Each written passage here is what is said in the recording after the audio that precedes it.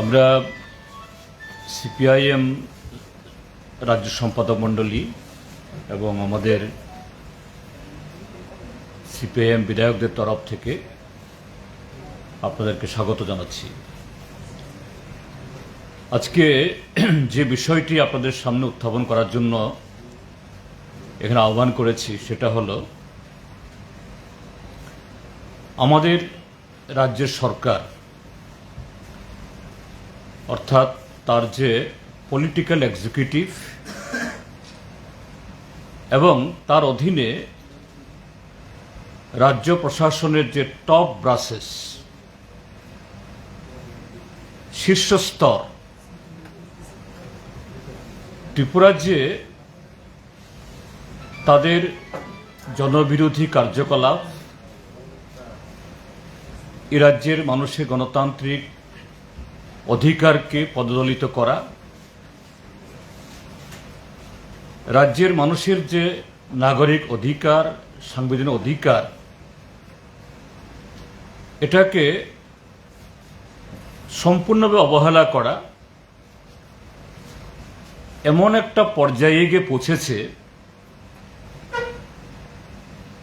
সারা ত্রিপুরা রাজ্যের মানুষ প্রতিদিন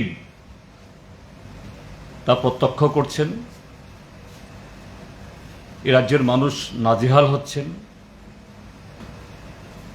আজকে আমরা আমাদের পার্টির রাজ্য নেতৃত্ব আমরা এখানে যারা আছি, কমরেড নরেশ জমাতিয়া, কমরেড সুধন দাস এবং আমাদের তিনজন বিধায়ক, কমরেড সুদীপ সরকার, রামু দাস এবং নয়ন সরকার, গন্ডাছড়াতে গত 12 তারিখ থেকে যে দুঃশাসনের শাসন চলছে, শাসক দলের নেতৃত্বে যে নৈরাজ্য সেখানে কায়েম হয়েছে, প্রশাসনের একটা অংশের যোগ সাজসে মরসি পাট্টায় আপনারা সকলেই জানেন সেখানে একটা ঘটনায় একজন তরতাজা যুবক পরমেশ্বর রিয়াং তার অকাল মৃত্যু হয়েছে আনন্দ মেলায়। হ্যাঁ, এবং এই ঘটনাকে কেন্দ্র করে 12 তারিখ এবং 13 তারিখ দুদিন ধরে গন্ডাছড়া মহকুমাতে তাণ্ডবলীলা চলেছে। এতে শতাধিক পরিবারের জীবন জীবিকা সম্পূর্ণভাবে ধ্বংস হয়েছে। তাদের বসতবাড়ি, দোকান ঘর, গাড়ি, মোটরসাইকেল, অটো, আরও নানা ধরনের দামি দামি জিনিস যেগুলোর উপরে তাদের জীবিকা নির্বাহ তারা করতেন। 12 তারিখ সারা রাত তাণ্ডব চলেছে, 13 তারিখও তারপর অনেক বিক্ষিপ্ত ঘটনা ঘটেছে। খুবই দুর্ভাগ্যজনক ঘটনা, এবং সেখানে দুটি সম্প্রদায়ের মানুষের মধ্যে যে সম্প্রীতির বাতাবরণ এটা বিঘ্নিত হয়েছে, একটা অবিশ্বাসের আবহাওয়া বিরাজ করেছে। যাই হোক, সারা রাজ্যের সহবুদ্ধি সম্পন্ন মানুষের কাছাকাছি গিয়ে পৌঁছতে না পারলেও দূর থেকে হলেও নানাভাবে এই ধরনের একটা দুর্ভাগ্যজনক ঘটনা যাতে আর প্রলম্বিত না হয়, সারা রাজ্যের মানুষের তাদের ইচ্ছায় বা সহযোগিতায়, এবং অবশ্যই প্রশাসনের কোনো ভূমিকা নাই কথা বলবো না। ইনিশিয়ালি অবশ্যই তাদের ব্যর্থতার কারণে এটা হয়েছে, কিন্তু পরবর্তী সময়েতে তারা ভূমিকা নিয়েছেন। এটা আর বেশি দূর গড়ায়নি, কিন্তু শতাধিক পরিবার এই বৃষ্টি বাদলার দিনে শুধু সম্পত্তি নষ্ট হয়নি, তাদের বাড়িঘর ছেড়ে তাদের শরণার্থী জীবন সেখানে যাপন করতে হচ্ছে অত্যন্ত কষ্টের সাথে। তো 12 তারিখ ঘটনা, স্বাভাবিকভাবেই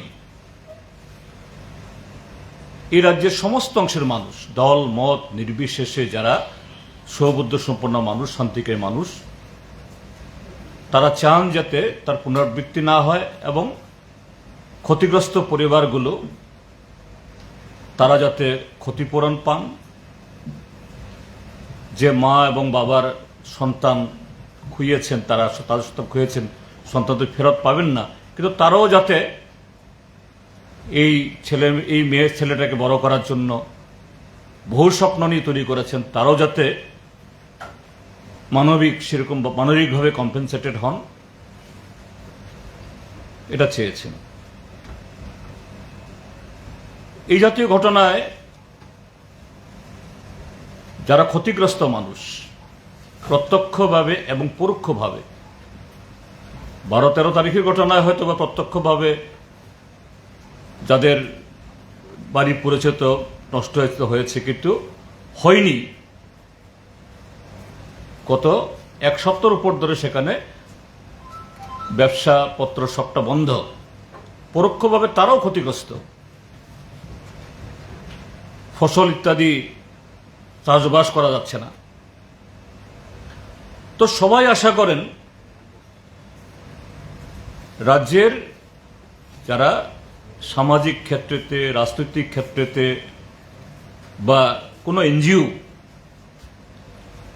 এই সময়েতে তাদের পাশে গিয়ে দাঁড়ান।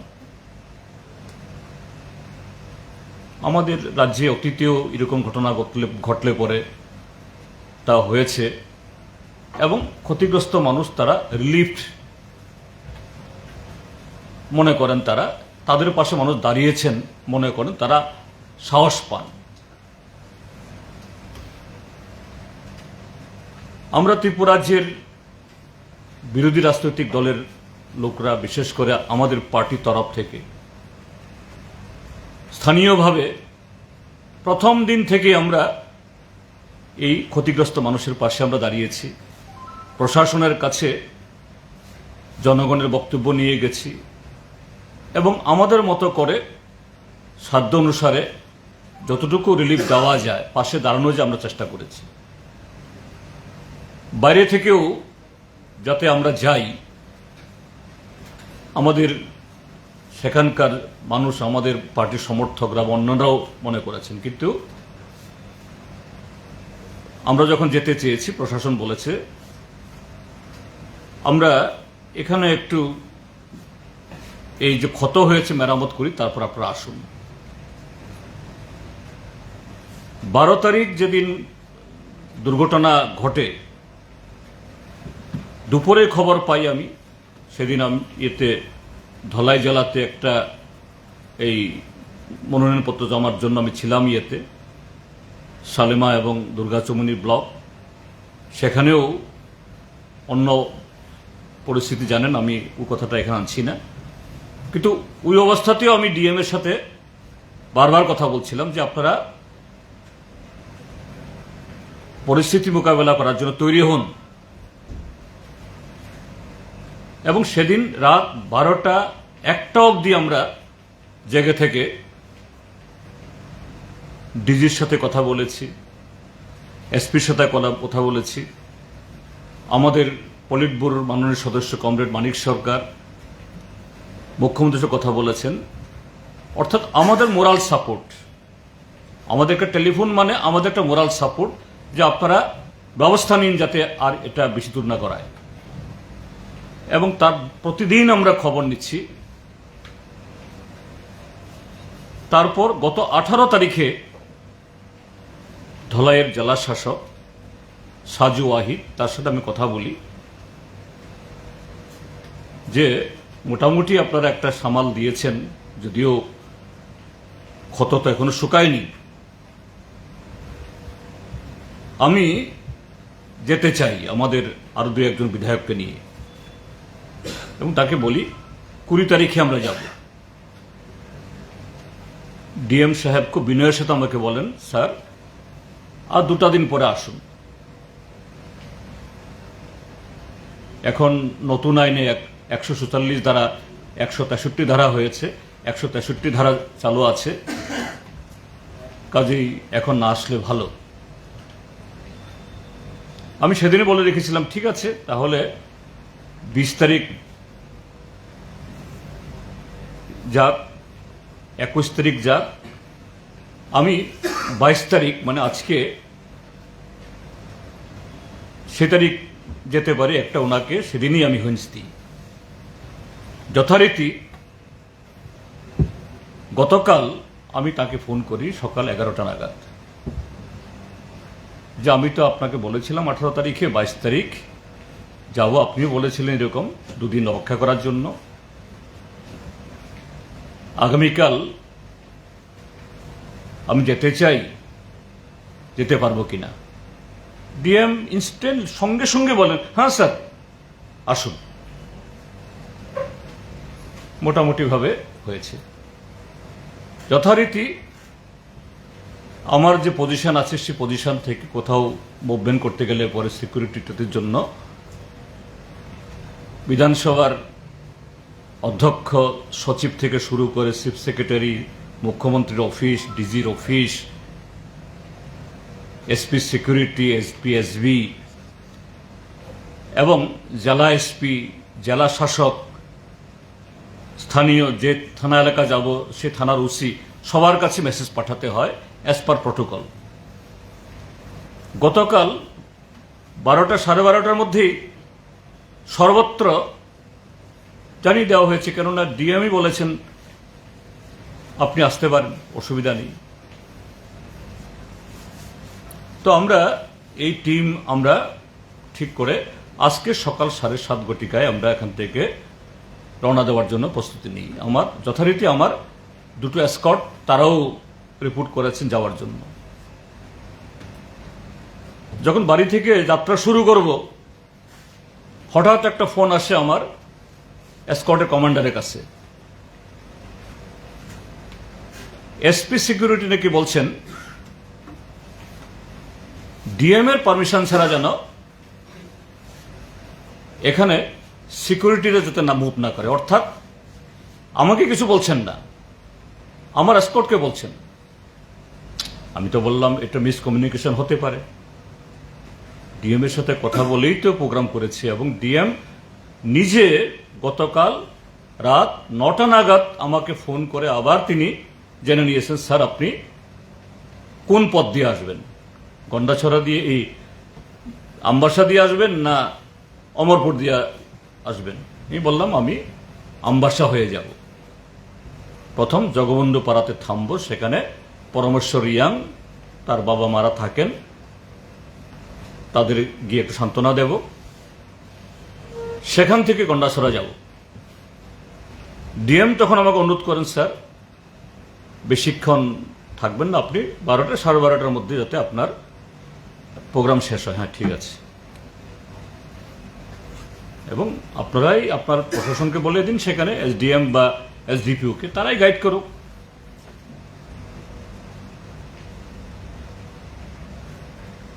জেলা প্রশাসনের তরফ থেকে তারপর থেকে, অর্থাৎ আজকে এই সকাল অবধি যখন আমি এখান থেকে স্টার্ট করি, কোনো খবর নেই, এসপির তরফ থেকে কোনো খবর নেই, এসকর্ট যাবে না, যেহেতু এখান থেকে এসপি সিকিউরিটি না করে দিয়েছেন। তুমি বলো ঠিক আছে, তুমি না যদি যাও, যেহেতু এসপির অর্ডারে তোমাকে যেতে হয়, আমরা যাব। আমরা রওনা হই এবং আমবাসা পৌঁছার আগে তারপরও আমি নিজে থেকেই, তখনও এসপি ধলাই বা এসপি ধলাই জেলা শাসক থেকে কোনো ফোন আমার কাছে আসেনি, স্যার আপনি আসবেন না, নতুন সিচুয়েশন হয়েছে। আমি নিজেই ফোন করি জেলা শাসককে, কি হলো? জেলা শাসক দেখলাম একটু ইতস্তত। গতকাল কি কোনো নতুন ধরনের ঘটনা হয়েছে? না। আপনি কি নতুন কোনো অর্ডার করেছেন? না। তো কেন তাহলে আমার সিকিউরিটি এরা আসলো না, আগরতলা থেকে বারণ করলো? কেউ কি আগরতলা থেকে আপনার সাথে কন্ট্যাক্ট করেছে? না। উনি বলছেন তো আমি তো জানি না স্যার কি হয়েছে। স্যার পুলিশের পক্ষ থেকে হয়তো বা কিছু হতে পারে। আমি বললাম ইউ আর দি কালেক্টর। হ্যাঁ, এসপি বা পুলিশ আইন শৃঙ্খলা রক্ষার ক্ষেত্রে তারা ভূমিকা রাখে, কিন্তু কোনো মহকুমাতে বা কোনো জেলাতে সেখানে সেকশন 163 যেটা 144 ছিল, বা যদি কারফিউ জারি করা হয়, এটা এসপি নিজে করে না, এটা করে DM. You are the custodian of the law and order. SP আপনাকে রিপোর্ট করবে, আপনি করলেন না, কিন্তু পুলিশ আমাকে না যেতে মানা করছে এখান থেকে। এটা কোন ধরনের রাজত্ব? স্যার বোঝা গেল উনি কোনো চাপে আছেন। তারপর আমাকে বলছেন স্যার আমি একটু কথা বলিনি। তো ডিএম কার সাথে কথা বলতে হবে? স্যার আমি এরপরে আবার ফোন করে বলছেন স্যার এসপি কে বলেছি স্যার আপনার সাথে কথা বলতে। অর্থাৎ তিনি সরাসরি, স্বাভাবিক, কারণ ডিএম তিনি এই চক্রান্তের সাথে যুক্ত না, তিনি প্রেশারাইজড। এসপি সাহেব ফোন করলেন, স্যার আপনি ফিরে যান। কেন ফিরে যাব? কি কারণে? 163 আছে। 163 কি বলে? 4 জনের বেশি অ্যাসেম্বল হতে পারবে না। ঠিক আছে, আমরা 6 জন, আমরা স্প্লিট হয়ে যাব, আপনার আইন যদি না ভাঙে। আর আমরা তো এমন কোন এলিমেন্ট নই সেখানে গিয়ে আগুন লাগিয়ে দেব, দাঙ্গা লাগিয়ে দেব। তারপরে বলছেন আমাকে স্যার আপনাকে তাহলে অর্ডার আনতে হবে। কার থেকে অর্ডার আনবো? আমি শুধু জনপ্রতিনিধি না, আমি বিধানসভার এলওপি হিসেবে দাবি করছি না, আমি সাধারণ নাগরিক হিসাবে এটা আমার ফান্ডামেন্টাল রাইট। আমি যদি সেখানে আনলফুল গ্যাদারিং না করি, আপনার 163 ধারা যদি না ভাঙি, আপনি আমাকে আটকাতে পারেন না। এসপি সাহেবও কি করবেন? তিনি বলছেন স্যার আমাকে 5টা মিনিট সময় আমি কথা বলি। তিনি কথা বলছেন, কে হতে পারে সেই যার সাথে কথা বলছেন?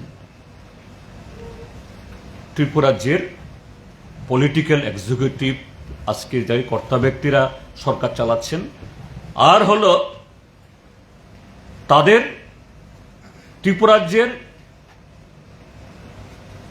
মানুষের গণতান্ত্রিক অধিকার কেড়ে নেওয়ার জন্য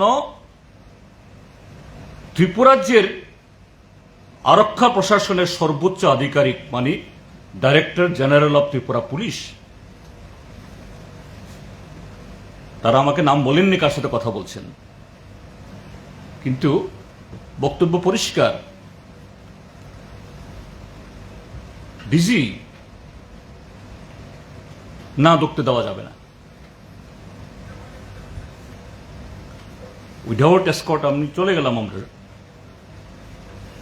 গিয়ে দেখি দাঙ্গাবাড়ি, অর্থাৎ আমবাসা মহকুমা পেরিয়ে গন্ডাছড়া মহকুমা ঢোকার যে বর্ডার, এটাকে দাঙ্গাবাড়ি বলে, জায়গাটার নাম জগবন্ধু পাড়ার আগে বিশাল পুলিশ বাহিনী, Tripura police, CRPF, Tripura state rifles, একদম রাস্তা ব্লক করে বন্দুক উঁচিয়ে, লাঠি উঁচিয়ে, লোহার ব্যারিকেড দিয়ে দাঁড়িয়ে আছে। আমি বললাম হোয়াট হ্যাপেন? আমরা কি কোনো নিষিদ্ধ ব্যক্তিত্ব? আমরা কি কোনো নিষিদ্ধ সংগঠনের লোক, না নিষিদ্ধ কোনো ব্যক্তি? বলে স্যার আমাদের নিষেধ আছে। হোয়াট নিষেধ? এরপরে একজন অফিসার গিয়ে দেখালেন আমাকে একটা কাগজ দেখলাম 163, 163 পড়ুন আপনি পরে শোনান। 163 কি আপনি আমাকে আটকাতে পারেন? আপনি আমাকে আটকাতে পারেন না। আমাকে বলতে পারেন যে না আমি সেখানে গিয়ে একজন গ্যাদারিং করি, আমি করব না। এবং তাদেরকে আমি বললাম, ডিএমকেও বলেছি, এসপিকেও বলেছি, ঠিক আছে আপনাদের উপরে চাপ আছে বা এরকম কিছু আনটুয়ার্স হলে পরে আপনাদের উপরে চাপ পড়বে, আপনারা যাতে অসুবিধা না পড়েন আপনাদেরকে আমি সহযোগিতা করব। আমি গিয়ে শুধু ডাকবাংলা থেকে বসবো, আমাদের ডাকবাংলা থেকে বসে যদি কেউ আসে কথা বলবো, না আসলে কথা না বলবো, আমরা চলে আসবো। যেহেতু এই রাজ্য সরকার অপদার্থ রাজ্য সরকার, তার ডিজি এই যে পঞ্চায়েত নির্বাচনে এ রাজ্যের নাগরিকরা তার প্রার্থীপদ জমা দেওয়ার জন্য যিনি নিরাপত্তা দিতে পারেন না, তার পুলিশরা কাঠপুতুলের উপর দাঁড়িয়ে থাকে, প্রার্থীরা মার খায়। আজকে মনোনয়নপত্র উইথড্রল করার শেষ দিন, গত 2-3 দিন দুপুরে সারা রাত ধরে দলে দলে গিয়ে প্রার্থীদের উপরে হামলা করে, বাড়ি পোড়ায়, মারধর করে। এই সরকারের পুলিশ, এই ডিজির পুলিশ কোনো ভূমিকা নিতে পারে না। আর সেই পুলিশ সেই ডিজিকে দিয়ে অন্যায়ভাবে একটা স্বাধীন দেশের নাগরিকদের তার রাজ্যে এবং সেই রাজ্যের বিধানসভার যারা সদস্য, 4 জন সদস্য একসাথে আমরা আমাদের পথ আটকায়। এ রাজ্যে আর কোন গণতন্ত্র আছে? সংবিধান আছে, নাগরিকদের অধিকারও বলণ্ঠিত এবং জনপ্রতিনিধিদের অধিকারও বলণ্ঠিত। ত্রিপুরাজ্যের সরকার, ডাক্তার মানিক সাহা, তার প্রশাসন, তার ডিজি মনে করে আমরা যা ইচ্ছা করব এটাই আইন, আমরা যা বলবো সেটাই আইন। একটা অরাজকতা, বর্বরতা, সংবিধানের উপর বলাৎকার, আমাদের নাগরিক অধিকার, মৌলিক অধিকারের উপরে হস্তক্ষেপ এইভাবে সেখানে ঘটছে। এবং দুর্ভাগ্যের যদি তাই হয়, আমরা ল অ্যাবাইডিং সিটিজেন। 18 তারিখ ডিএমকে বলেছি, তিনি না যাওয়ার জন্য বলেছেন 20 তারিখ, আমরা যাইনি। গতকাল ডিএম এর সাথে কথা বলেছি, ডিএম বলেছেন sir yes you are most welcome. আর যদি ডিএম বা সেই জেলার এসপির তরফ থেকে যদি এই প্রতিবন্ধকতা তৈরি করা হতো, তারাই আমাকে ফোন করে জানাতেন স্যার আপনি ঠিক আছে, গতকাল কথা হয়েছে, আপনি আসবেন। তারা কিন্তু জানাননি। সমস্ত কনস্পিরেসি হয়েছে এখানে প্রশাসনের কর্তা ব্যক্তি কয়েকজন মিলে। এরা যে গণতন্ত্রের কি চেহারা, কি হাল। আগামী দিন যদি আমরা যারা জনপ্রতিনিধি, আমাদের যদি এইভাবে তারা দিন দুপুরে আমাদের মুভমেন্টকে, স্বাধীনভাবে চলাফেরাকে তারা আটকাতে পারে, তাহলে সাধারণ পাবলিক তাদের কাছে কি হতে পারে। আগামী দিন এই প্রশাসনের হাতে এই রাজ্যের মানুষের গণতান্ত্রিক অধিকার, নাগরিক অধিকার, মৌলিক অধিকার কিভাবে আরো লাঞ্ছিত হতে পারে, আজকে তারই ইঙ্গিত দিল। আমরা আপনাদের মাধ্যমে এই রাজ্যের জনগণের কাছে, কেন সরকারের কাছে আপিল করার, দাবি করার, এটা গণতান্ত্রিক সরকারই না, এরা সংবিধানের ভাষা বুঝেই না, এরা সংবিধানকে সম্মান করেই না। ত্রিপুরা যে 40 লক্ষ মানুষের কাছে আমরা আবেদন করব, দেখুন এদের চেহারা। গন্ডাছড়া মানুষ বিপন্ন, সে বিপন্ন মানুষের পাশে দাঁড়িয়ে তাদেরকে একটু আমরা প্রবোধ দেব, সান্ত্বনা দেব, শান্তি সম্প্রীতির জন্য দু সম্প্রদায়কে একসাথে থাকার জন্য বলবো, যেন এটা যাতে না বলি, তা চাই, এরা এটাও করতে চায় না। কেননা এতে এদের যে ব্যর্থতা, এই যে গন্ডাছড়া ঘটনাটা হলো, কেন হলো? আনন্দ মেলা। সেই গন্ডাছড়াতে যেখানে দুদিনের সন্তান বিক্রি হয়, ওই বনের সবজি বিক্রি করে অনেক উপজাতি মা বোনদের পেট চালাতে হয়, বেকাররা কাজ পায় না, সেখানে 1 মাসের উপরে আনন্দ মেলা চলছে। এবং সেই আনন্দ মেলাতে ওপেনলি জুয়া খেলা, ওই জান্নামুন্ডি থেকে শুরু করে সব ওপেনলি সেখানে ড্রাগ বিক্রি। তার কমিশন পায় সেখানকার পুলিশের একাংশ, প্রশাসনের একাংশ, আর শাসক দলের হুমরা চুমরারা। তাদের কারণেই পরমেশ্বর রিয়াংয়ের মৃত্যু হলো, আর এতগুলো বাড়িঘর পূর্ণ, সম্পত্তি নষ্ট হলো। কাজী এগুলো যাতে আরো উদ্ঘাটিত না হয়, এই জন্য আমাদের আটকালো। কাজী তার বিরুদ্ধে এই রাজ্যের মানুষ তারা জাগ্রত হন, তাদের আওয়াজ তুলুন। আপনাদের মাধ্যমে সে আবেদন আমরা জানাই।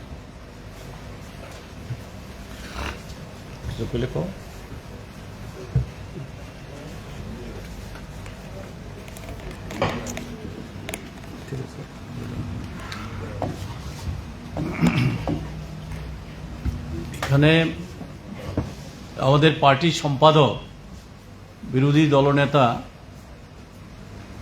জিতেন্দ্র চৌধুরী মহোদয় বিস্তৃত বলেছেন, আমি বিস্তৃত বলতে যাচ্ছি না। 12 তারিখে গন্ডাছড়া পরমেশ্বর রিয়াংয়ের মৃত্যুকে কেন্দ্র করে অত্যন্ত দুঃখজনক এই মৃত্যুর ঘটনা। আমরা ব্যথিত, দুঃখিত এই ধরনের ঘটনার জন্যে। এই মৃত্যুকে কেন্দ্র করে গন্ডাছড়াতে যা ঘটল আপনারা শুনেছেন বিস্তৃত। 12 তারিখ এবং 13 তারিখ প্রায় 250 পরিবার তাদের ঘর বাড়ি, দোকান, তাদের রোজগারের যা সম্বল ছিল সেগুলি ধ্বংস করে দিয়েছে। তাদের বাড়িতে যে গরু, ছাগল, হাঁস, মুরগ সমস্ত কিছু ধ্বংস করে দিয়েছে। এরকম একটা দুঃসময়ে আমরা তাদের পাশে দাঁড়ানোর জন্য, এই ঘটনা যারা ক্ষতিগ্রস্ত হলো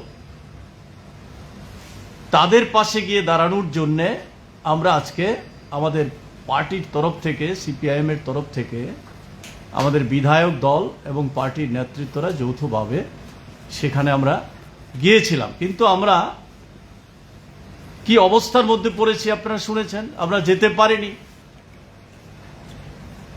আমাদের বিরোধী দলনেতা ভূভারতী শুনেছেন, আগাম জানিয়ে রওনা হওয়ার আগে এসকর্ট গাড়ি তুলে নিচ্ছে, এসকর্ট পার্টি তুলে নিচ্ছে। কোথায় আছি আমরা? বিরোধী দলনেতার নিরাপত্তা নিয়ে তামাশা চলছে। তারপরে নিরাপত্তা ছাড়াই রওনা হলেন, আবার তারা পিছু ছুটলেন, আমবাসায় গিয়ে আবার দাঁড়িয়ে গেলেন। যথারীতি আমরা এই গন্ডাছড়ার সীমান্ত পর্যন্ত দাঙ্গাবাড়িতে গেলাম উইদাউট এসকর্ট। আমরা তো শান্তি চাই, সম্প্রীতি চাই, সব অংশের মানুষ যেন ঐক্যবদ্ধভাবে, শান্তিপূর্ণভাবে, সৌহার্দ্যপূর্ণভাবে বসবাস করতে পারি, যা আমাদের ত্রিপুরার ঐতিহ্য বারবার ভাঙার চেষ্টা করেছে চক্রান্তকারীরা। সেগুলি প্রতিহত করেই আমরা জাতি, উপজাতি, ধর্ম, বর্ণের মানুষ আমরা একসঙ্গে বসবাস করে অভ্যস্ত। তার জন্য অনেক ত্যাগ স্বীকার করতে হয়েছে, রক্ত দিতে হয়েছে। তারপরও আমরা কিন্তু এই জায়গাটা ঠিক রেখেছি। আমরা সেই আবেদন নিয়েই যাচ্ছিলাম, সেই কথাগুলি বলার জন্যে, যারা ক্ষতিগ্রস্ত হলো তাদের পাশে দাঁড়ানোর জন্যে। 250 পরিবার, পরিমল দাস বিশকাটের এক বাড়িতে 10টা গরু ছিল, 10টা গরুই পুড়িয়ে দিল, শেষ করে দিল। এরকম অসংখ্য ঘটনা। একটা কাপড় নিয়ে যারা ঘর থেকে বেরিয়েছে, কি আছে তাদের? আমাদের ওইখানকার স্থানীয় নেতৃত্বরা খোঁজখবর নিচ্ছে, কার কার বাড়ি পোড়া যাচ্ছে, ক্ষতি হয়েছে, সেগুলি তদন্ত করতে গিয়েছে। এখন যারা বাড়িঘর ছেড়ে আশ্রয় নিয়েছে শরণার্থী শিবিরে, সেখানে এখন আর দেখা করতে দিচ্ছে না, স্থানীয়দেরও না, আমরা যেতে চাইছি আমাদেরকেও না। এরকম অবস্থা চলছে রাজ্যের। এটা কি সরকার? এটা সুশাসন না দুঃশাসন? এটা জঙ্গলের রাজত্ব চলছে। সুশাসনের কথা বলে এটা দুঃশাসন। এরকম ভাবে মানে ধ্বংসের কিনারায় নিয়ে যাচ্ছে রাজ্যটা। প্রশাসনিক ব্যর্থতার জন্যই এই ঘটনা ঘটেছে। আনন্দ মেলার নামে, আনন্দ মেলার যদি পারমিশনই দিয়ে থাকে, নিরাপত্তা কেন থাকবে না? পুলিশ কেন ব্যবস্থা নেবে না? আনন্দ মেলা থেকেই তো ঘটনা সূত্রপাত, সেখানেই ঘটনা হয়েছে। কোথায় ছিল প্রশাসন? কে পারমিশন দিয়েছে? তাদের এই ব্যর্থতার জন্যে আজকে এই খেসারত দিতে হচ্ছে গন্ডাছড়াবাসীকে, রাজ্যের মানুষকে। এই অবস্থার মধ্যে দাঁড়িয়েও গন্ডাছড়াবাসী, সমস্ত অংশের নাগরিকরা, ক্ষতিগ্রস্ত যারা তারা, শহীদ হয়েছে তাদের পরিবার, তারা আবার শান্ত হয়ে শান্তিপূর্ণভাবে বসবাস করার প্রচেষ্টা তারা গ্রহণ করছেন। গোটা রাজ্যের শান্তিপ্রিয় মানুষ সে প্রচেষ্টার সঙ্গে নানাভাবে সহমত পোষণ করছে। আমরা আমাদের পার্টির তরফ থেকে আমরা সে আবেদন করছি। আমরা সব সময়ই করে এসেছি। বামফ্রন্ট সরকারে থাকার সময়ে সবচেয়ে বেশি গুরুত্ব ছিল শান্তি সম্প্রীতির উপর। এখনো শান্তি সম্প্রীতি না থাকলে কোনো রকমের উন্নয়ন, কোনো রকমের অগ্রগতি হতেই পারে না। যে এটাকে আগে বজায় রাখতে হবে, এই আবেদন আমরা করছি। যারা ক্ষতিগ্রস্ত হয়েছে তাদের পুনর্বাসন কোথায়? তাদের ক্ষতিপূরণ কোথায়? কি হচ্ছে? আমরা শুনেছি কিছুটা ঘোষণা করেছে, কিছু ব্যবস্থা গ্রহণ করার প্রতিশ্রুতি দিয়েছে, হয়তোবা কিছু করেছে, আমরা তো যেতে পারিনি। আমরা আবেদন করব খুব দ্রুত যাদের ক্ষতি হয়েছে, যা ক্ষতি হয়েছে সেই ক্ষতিপূরণ দিতে হবে। শহীদ পরিবার, তাকে, এই পরিবারকে রক্ষা করার জন্য সরকার দায়িত্ব দিতে হবে। যারা ক্ষতিগ্রস্ত হয়েছে তাদের সম্পূর্ণ ক্ষতিপূরণ দিয়ে স্বাভাবিক জীবনযাত্রা যেন শুরু করতে পারে সেই চেষ্টা করতে হবে এবং শান্তি সম্প্রীতি ফিরিয়ে আনতে হবে। এই আবেদন গোটা রাজ্যের কাছে এবং গন্ডাছড়ার সমস্ত অংশের মানুষ, জাতি, উপজাতি, ধর্ম, বর্ণ, ক্ষতিগ্রস্ত যারা হয়েছে সকলের কাছে আবেদন করছি, আপনারা শান্তিপূর্ণভাবে আবার জীবনযাত্রা শুরু করুন। আমরা গোটা রাজ্যের মানুষ, আমাদের পার্টি সবসময় আপনাদের পাশে থাকব, এই আবেদন আপনাদের মাধ্যমে আমরা করছি। অপরাধীদের শাস্তি হোক। হ্যাঁ, তার সাথে আরেকটা যোগ করছি আমি এই যেতে যেতেই এই সোশ্যাল মিডিয়াতে জানতে পারলাম যে কংগ্রেস দলেরও একটা প্রতিনিধি দল, কংগ্রেস বিধায়ক সুদীপ রায় বর্মনের নেতৃত্বে, তারাও যাচ্ছিলেন। তাদের সাথে আমাদের আজকে যাওয়া নিয়ে কোনো সম্পর্ক নেই। কাকতালীয়ভাবে তারাও ঠিক করেছেন, তারাও হয়তো বা ডিএম পারমিশন নিয়েছেন, তাদেরকেও বলেছেন ডিএম আসার জন্য। তো এটা সোশ্যাল মিডিয়ার মাধ্যমে দেখার পর, জানার পর আমি যোগাযোগ করলাম সুদীপ বাবুর সাথে। বলছেন আপনারা এখন কোথায়? বলছে আমাদের তো আটকাচ্ছে। কালাজারির এই পাদদেশে গন্ডাছড়া ঢোকার মুখে। তো এটা কোন ধরনের, তুমি যারা শান্তি সম্প্রীতি তার আহ্বান জানানোর জন্য, মানুষকে ঐক্যবদ্ধ করার জন্য, প্রবোধ দেওয়ার জন্য যারা যাচ্ছেন তাদেরকে আটকানোর জন্য তোমার প্রশাসন তৎপর। জেলা প্রশাসন এবং জেলা আরক্ষা দপ্তর সেখান থেকে কোনো আপত্তি না থাকলেও আগরতলা থেকে আপত্তি হচ্ছে। এখান থেকে নির্দেশ দিয়ে বলছে তাদেরকেও আটকাও, তারাও যেতে পারেননি। কোথায় যাচ্ছে? এই ডিজিপি ত্রিপুরা রাজ্যের আইন শৃঙ্খলাকে কোথায় নিয়ে যাচ্ছে? যিনি পরপর 3টে নির্বাচন এটাকে কংগ্রেস দলের বিজেপি দলের লেজুর হয়ে এই প্রহসন করতে সাহায্য করেছেন, আজকে এখনো এই জাতীয় ঘটনাতেও ভূমিকা নিচ্ছেন। আমরা বলবো যে আমাদেরকে যেভাবে আটকিয়েছে, বিধায়ক হিসাবে আমাদের একটা প্রিভিলেজ আছে, দেখা যাক এই বিধানসভাতে তাদের বিরুদ্ধে আমরা প্রিভিলেজ পোষণ আমরা আনব। এইভাবে আমাদের যে রাইট এটাকে তারা কাটিল করতে পারে না। এই হলো যে ঘটনাগুলো। আমরা সমস্ত অংশের গণতান্ত্রিক অংশের মানুষ, শান্তিপ্রিয় অংশের মানুষ, বিজেপির মধ্যেও যারা ব্যক্তি স্বাধীনতা, নাগরিক স্বাধীনতার পক্ষে, তাদেরকেও রুখে দাঁড়ানোর কথা বলবো, নতুবা একদিন তারাও রেহাই পাবে না, পাচ্ছে না। এই হলো ঘটনা। স্যার, আজকে যেরকম আপনারা যেতে পারলেন না, বাধা সম্মুখীন হলেন, কংগ্রেসের বাধা আপনারা কি আবার যাবেন? হ্যাঁ, নিশ্চয়ই। তাদের বাধাতে তো আমরা বসে থাকবো না। আজকে বাধা দিয়েছে, কালকে পারবে না। কতদিন বাধা দিয়ে দেখা যাক। এভাবে এই রাজ্যের মানুষের অধিকারকে তারা তাদের পকেটে পড়তে পারবে না। আমরা যাব, আমরা সেখানে পৌঁছতে না পারলেও আমাদের লোকজন সক্রিয়ভাবে জনগণের পাশে আছে, আমরা সবসময় থাকবো। Sir, what do you feel? What is the reason behind not being allowed the opposition team to visit that area when earlier 2 other teams had already visited? Reason behind is under the leadership of this political executive in the state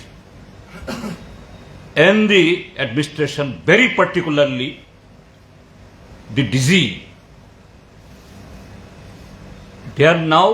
their hand is totally that it has been bloodied. বাংলাতে যেটা বলা হয় রক্তাক্ত, it has become totally shaded by the bloods. So they are afraid. If any individual, any peace-loving people, any democratic voice,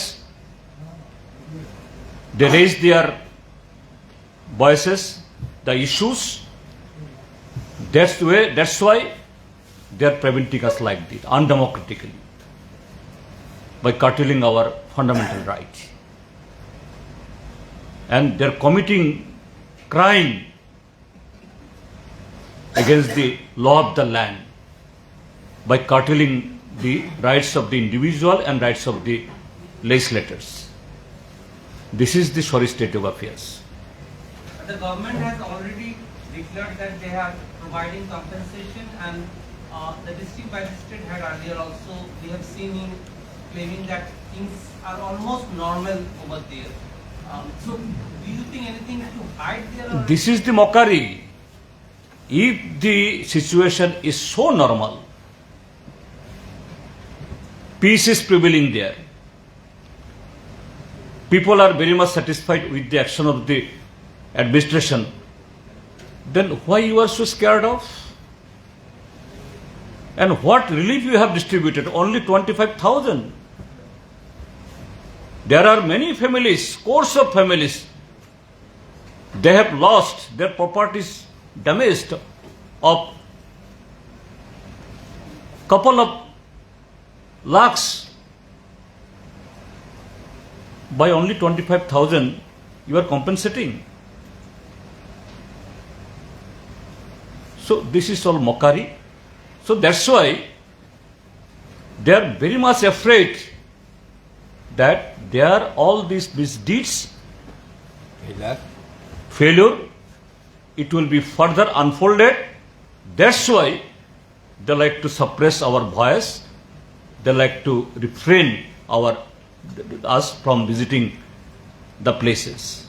This is the thing behind, nothing else. Neither there was no complaint, there was no apprehension on the part of the district police, on the part of the district administration. If so, the DM supposed to should have called me from his own. The same DM who last night who spoke to me over phone, at what time you are reaching, which places you will go. Today also he have not phoned me, he have not called me. Only after I have connected him, then only he told me all this thing. Sir, let me speak to someone. Who is that someone? This someone is the political boss and here the DG. They are the conspirators. They are the killer of peace and tranquility in our state. Under their hand, the democracy and our life is now reeling. Okay, thank you. Sir, can I ask a question on a separate issue? Yes, no problem. Ruling BJP is likely to win 68.27% of the Gram Panchayat seats unopposed in Tripura. What does it speak about? It is win.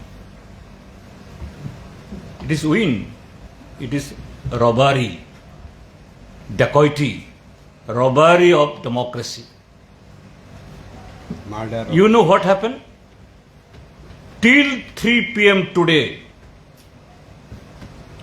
though only 35% of the total seats, the opposition candidates, they had been able to file their candidature.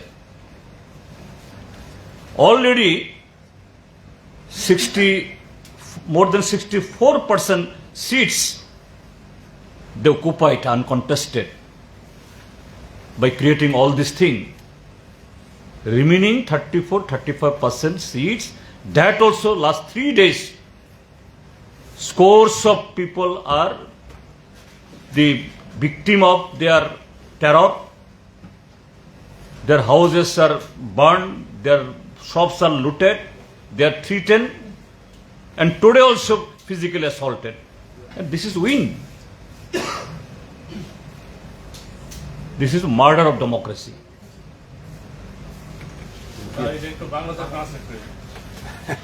না, যে কথাটা বলছি, এই যে শাসক দল বলছে আমরা কিছু কিছু মন্ত্রী, কিছু বিধায়ক আমার বিধানসভা কেন্দ্রে, আমার এলাকাতে 100% ত্রিস্তর পঞ্চায়েতে আমরা বিজয় লাভ করেছি। ভারতীয় জনতা পার্টি পদ্ম ফুলের জয় জয়কার। কিসের জয় জয়কার? দুপুরে ডাকাতি করে এই ডিজির পুলিশের সহযোগিতায় এরা প্রায় 3/2 সিট জবরদখল করেছে। বাকি 3/1 সিট যেটা মনোনয়নপত্র দাখিলের আজকে শেষ দিন ছিল, গত 3 দিন 3 রাত এই 3টা অবধি বাড়ি পুড়েছে, মাথা ফাটিয়েছে, দোকান লুট করেছে, আরো নানাভাবে তারা করেছে। এইভাবে আরো বেশ কিছু, সব তথ্য এখনো আসেনি, তাদেরকে মনোনয়নপত্র প্রত্যাহার করতে বাধ্য করেছে। কিসের গণতন্ত্র?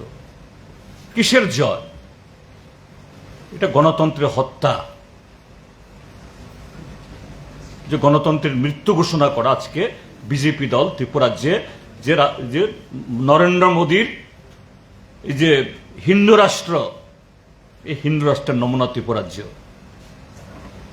গত লোকসভা নির্বাচনে এই দেশের জনগণের হাতে এই শিক্ষা পেয়েও 400 পার বলে 272 না পেয়ে যারা এখনো সে শিক্ষা নেয়নি, কারণ আরএসএস বিজেপি কখনো শিক্ষা নেয় না, এদের সে শিক্ষা নেওয়ার সেই শিক্ষাই নেই, সেই চেতনাই নেই।